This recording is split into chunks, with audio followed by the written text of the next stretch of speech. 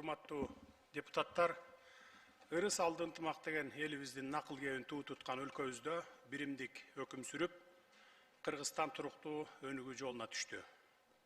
Мамлекеттин ички тышкы саясатында бир топ илгери жылыштар болуп жатканына жалпы эл күбө. Кудай буюрса, буга чейин жүрөгөйүтүп келген чек ара маселелери кошуналар менен толук жөнгө салынып, өз ара пайдалуу негизде чечилип калды. Кошуналарыбыз менен достукта жана ынтымакта жашоонун пайдыбалы андан ары бекемделүүдө. Россия, Кытай, Европа мамлекеттери, Түркия, Корея, Япония сынды өлкөлөр менен алакалар жаңы деңгээлге көтөрүлүп, өз ара кызматташуу чыңалууда. Ал эми мамлекетибиздин турмушунда болуп жаткан өзгөрүүлөр, экономикалык өсүштөр, айрыкча улам четинен ачылып жаткан социалдык экономикалык объектилер, бир катар тармактарды реформалоого жасалган аракеттер жалпы мекендештерди кубантып жатат десем жаңылышпаймын.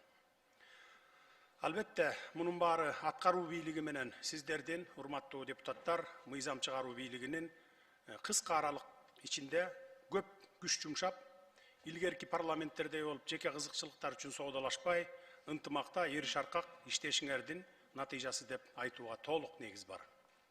Аткаруу бийлиги тарабынан демилгеленген мамлекеттик маанилүү маселелерди кечиктирбей колдоп берип келе жатасыздар.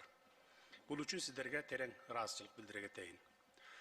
Албетте, араңыздарда илгерки көндүм адатын кылып, министрликтер тараптан жеке кызыкчылыктар чечилбей калган үчүн кандай гана маселе болбосун каршы добуш берген 5-6 депутаттар бар. Аларга эми көңүл бурбай эле коелу.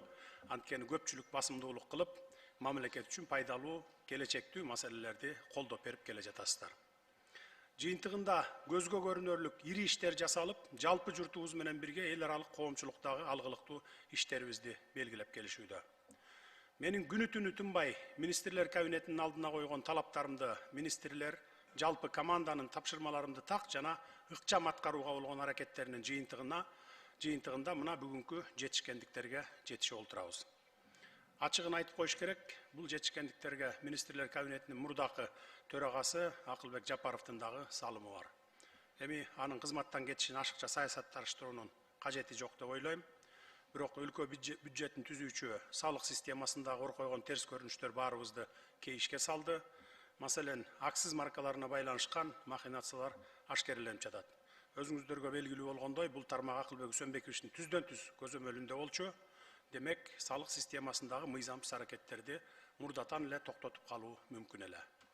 Мыйзамсыз иш аракеттеринен улам салык кызматынын жогорку жетекчилигинин кармалышы боюнча окуя азыр тергелип жаткандыктан, бул жерде жеке кызыкчылыктардын кагылышына жол бербөө үчүн аны кызматтан четтетүүгө мажбур болдум. Урматтуу эл өкүлдөрү, коом турмушу саат жебесиндей токтобой кете берет. Андыктан биз да өз ишибизди токтотпой улантышыбыз керек. Айрыкча өкмөттүн өлкө турмушун жөнгө салуу, өнүктүрүү жаатындагы ишмердиги бир мүнөт дагы токтоп калбаш керек. Мындан улам министрлер кабинетинин төрагасы кызматына баарыңыздарга белгилүү Адылбек Алешевич Касымалиевдин талапкерлигин сунуш кылгам. Мен анын өмүр жолуна көз салсам, Ленинград финанс-экономикалык институтун аяктагандан тартып, каржы, салык, жыйымдар боюнча жөнөкөй кызматкерден баштап бир топ жетекчилик кызматкерлердин тепкичин басып өтүптүр. Айрыкча экономика, каржы министри кызматтарын аркалап, өлкөбүздүн бул тармактарын ийне жибине чейин жеткиликтүү билээрин, тийиштүү тажрыйба топтогонун сиздер деле жакшы билесиздер. Ошондуктан колдоп бердиңиздер деп ойлоймун. Сиздерге терең ыраазычылык. Урматтуу депутаттар, бетеге кетет, бел калат, бектер кетет, эл калат дейт кыргыз эли. Биз да кетебиз. Мөөнөтүңөр аяктагандан кийин сиздер да кетесиздер. Мамлекетибиз, элибиз гана түбөлүк калат. Бийлик алмашат, жаңылар келет, кетет, турмуш өзү ушундай. Эң башкысы эл кызматына татыктуулар, чынчылдар, мекенчилдер келип, жалпы журтубузга кызмат кылып беришсе болгону. Мекенибизге, сүйүктүү Кыргызстаныбызга кылым кыйрынан бери нарк күтүп сакталып келаткан элибизге кызмат кылалы, таза, чын жүрөктөн ак ниет иштеп берели. Министрлерге айтарым, араңыздарда мурдатан бери иштеп келе жаткандар барсыздар, мурдакы заманды унуткула, ар бир жетекчи мейли кайсы тармакта болбосун өз тармагыңарды иретке келтиргиле. Коррупциялык элементтерди, уурулуктарды түп тамыры менен жок кылгыла. Таза иштегиле.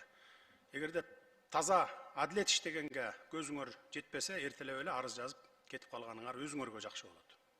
Урматтуу депутаттар, урматтуу министрлер, ишиңиздерде ийгиликтер болсун, көңүл бурганыңыздарға рахмат. Чоң рахмат дагы бир жолу. Колдоп бергениңизге.